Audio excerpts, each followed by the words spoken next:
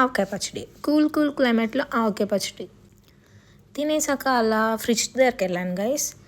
పని లేకపోయినా fridge door 100 సార్లు ఓపెన్ చేస్తాను. ఫ్రిడ్జ్లో ఏమున్నాయా అని చూస్తే జీడిపప్పుల ప్యాకెట్ కనిపించింది.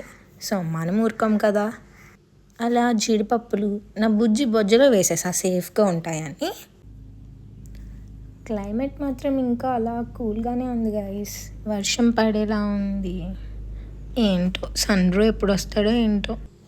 అప్పుడప్పుడు అనిపిస్తుంది గైస్, మనం కూడా ఇలా బుద్ధిగా తపస్సు చేస్తూ ఉండిపోవచ్చు కదా. డిఫరెంట్గా ఉంది ఏంటో అని చూస్తే మా పక్కింటి అక్క పూలదండలు కూడా వాష్ చేసింది గైస్. కాసేపు అయ్యాక మళ్ళీ ఆకలేసిందని జామ చెట్టు నుంచి జామకాయ కోసి మా మమ్మీకి కట్ చేయమని ఇస్తే దానికి ఆపరేషన్ చేస్తుంది గైస్. డిఫరెంట్గా ఏదో ఫ్లవర్గా కట్ చేసి ఇచ్చింది నాకు. ఏంటో దీన్ని ఇలా కూడా చేస్తారా అని అనుకున్నా. బాగుంది కదా.